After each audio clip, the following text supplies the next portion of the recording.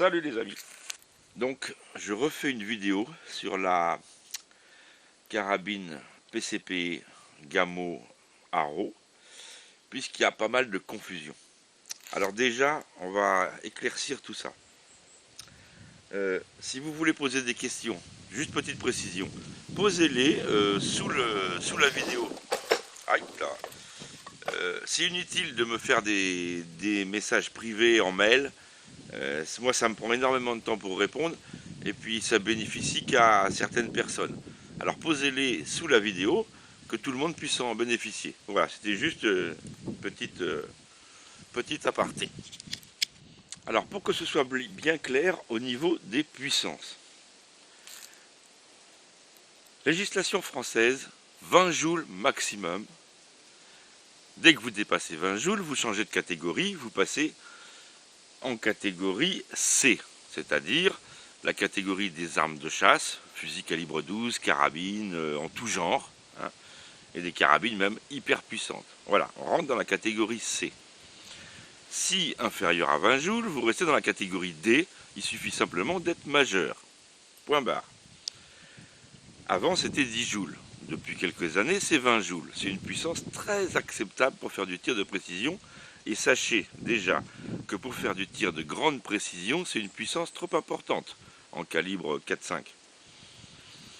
Puisque vous vous rendrez compte que les gens qui font de la grande précision, que ce soit au pistolet ou à la carabine et tout, ils tirent avec généralement 7,5 joules. Et ils font du trou dans trou, mais ce qui s'appelle du vrai trou dans trou. Si c'était mieux avec 20 joules, on le saurait. Donc si vous voulez faire de la précision, ne vous précipitez pas sur la puissance. Ça n'a aucun intérêt. Quand j'ai mis dans ma version vidéo précédente, version libre, attention, sachez que cette carabine qui est fabriquée par les Espagnols, en Espagne, la loi est différente de la loi française. En Espagne, vous avez droit à 24,2 joules, pour être précis. Donc, les carabines vendues en Espagne sont quasiment toutes à 24,2 joules, enfin 24 joules. D'ailleurs, sur celle-ci, vous avez écrit sur le bord, je vais vous le filmer tout à l'heure en gros plan, inférieur à 24 joules. Mais elle dépasse 20, ce qui veut dire que dans mon cas, moi c'est permis, mais j'ai le permis, donc ça pose pas de problème. Mais si vous n'avez pas le permis, prenez-la en 19,9. Alors, j'ai un ami qui a une 5,5, il y a d'autres personnes qui m'ont répondu qui n'ont aucune inscription sur le côté, ici, qui précise la puissance. Moi, c'est écrit, il y a le numéro de série et tout, puis après, il y a écrit inférieur ou égal à 24 joules, calibre 4,5. Voilà ce qu'il y a écrit, moi, sur le côté. Alors, peut-être que c'est une nouvelle loi où maintenant, ils sont obligés d'inscrire sur le bord, le côté, la puissance de la carabine. C'est possible. Bon, mais attention, 24 joules, c'est la version bridée pour l'Espagne et le Portugal. Ça ne veut pas dire que c'est la puissance maxi de cette carabine. D'ailleurs, il y a des armureries, parce que j'ai regardé vite fait, qui la vendent en 40 joules. Voilà, donc sachez que par exemple l'armurerie Tichon, à Liège en Belgique, vous la propose en 40 joules. Donc ils doivent demander bien sûr les papiers, je suppose. Hein. Je n'ai pas posé la question. Hein. Mais vous voyez qu'on peut l'avoir dans plein de puissances. Il existe un kit. Donc là, je vais vous mettre une image. Avec le port de transfert et un ressort. Le ressort qui va derrière le marteau, qui est un ressort plus puissant. Normalement, celle-ci, on est équipé de ce ressort. Ils appellent ça le ressort FAC. Bon, d'après une armurerie, les modèles qui sont livrés en France sont équipés de ce ressort-là. Donc il y aurait juste le port de transfert à remplacer. Alors sachez que le port de transfert, je vous montre toujours les photos là, que le port de transfert d'origine pour celle-ci fait 2,6 mm, le trou central du gicleur. Que dans les kits, alors, sur une boutique espagnole, ils vendaient un kit. D'ailleurs, vous en trouverez sur Naturabay. Il y en a 2 à vendre en ce moment, de la même armurerie. Avant, ils mettaient kit 45 joules. Je doute que ça fasse 45. Là, maintenant qu'ils viennent d'en remettre 2, parce qu'il n'y en avait plus à vendre il y a quelques jours, ils viennent d'en remettre 2, et ils mettent kit haute puissance.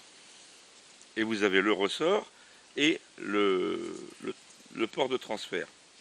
Le port de transfert, sur la version haute puissance, le trou fait 4,45 mm. Voilà. Mais, ça n'a sûrement pas d'effet, puisque, et là je vais vous mettre la photo, vous allez voir, c'est peut-être mal pris, mais bon, c'est comme ça. C'est de mon ancienne vidéo où je vous explique que le trou du canon, il ne fait que 3 mm 50. Donc, il ne sert à rien d'augmenter le port de transfert à plus de 3,50. Autrement, vous êtes limité par le trou d'entrée du canon. Maintenant, peut-être faut-il agrandir aussi le trou du canon. Donc peut-être qu'avec un kit à 4,45 de diamètre, il faut peut-être aussi percer le trou du canon à 4,45. On peut aussi modifier bien sûr la puissance du ressort, puisque plus le ressort va être puissant, plus il va appuyer fortement sur la soupape et qu'il va laisser passer plus d'air. Voilà. Pareil, au niveau de la soupape haute pression qui se trouve au bout du réservoir, elle a un ressort cette soupape. On peut mettre, enfin je sais pas, je ne l'ai pas démonté, hein, mais j'imagine très bien que si on met quelque chose, un ressort plus souple, eh ben ça va revenir moins vite, ça va laisser passer plus d'air également. Donc en fait, il y a de multiples façons d'augmenter le nombre de joules de la carabine. C'est pas un problème. Le problème, il va être que de toute façon, vous ne gagnerez pas en précision. Et puis surtout, c'est que vous allez perdre énormément en autonomie. Donné pour 60 coups environ, eh ben, si vous augmentez la puissance, vous allez peut-être passer que 3 chargeurs au lieu de 6. Voilà, il faudra recharger, remplir en air. Donc pas tellement intéressant. Donc qu'est-ce que je lui ai fait? Je lui ai rien fait de spécial. Là, je lui ai rajouté un rail que je vais vous montrer, puis un petit adaptateur. Et ça, c'est un ami qui les fabrique. Alors, je vais vous montrer ça de plus près. Voilà. Donc j'ai un ami qui est doué dans l'impression 3D et qui fait des embouts, vous voyez, ici, là, avec 3 rails Picatinny, un dessous et un de chaque côté. Et ça vient s'emboîter sur le bout de la longuesse. Alors ça permet par exemple de mettre un trépied par-dessous ou un trépied qui prend sur les côtés, de mettre un laser, une lampe tactique, enfin ce que vous voulez quoi. Voilà. Et ça vient juste s'emboîter. Bon après on peut le modifier, coller, visser, ce que vous voulez. Hein. Donc voilà, il imprime ça. Donc je vais vous mettre ses coordonnées dans la description de ma vidéo. Et puis si ça vous intéresse, vous pourrez le contacter. Voilà, tout simplement. J'ai monté un rail. Donc je vais vous montrer le rail. Voilà. Donc j'ai monté moi un grand rail ici. Grand rail aluminium qui prend toute la longueur du rail plastique. Et c'est un transfert du 11 mm en Picatinny. Maintenant je vais pouvoir mettre du Picatinny dessus. Et en plus ça prend toute la longueur, donc quelque chose qui maintient tout, ça va être solide. Et puis comme je vous disais, je vais vous montrer l'inscription. Donc là je suis avec mon caméscope, donc c'est parfait. On va pouvoir zoomer. Vous voyez ce que je vous disais?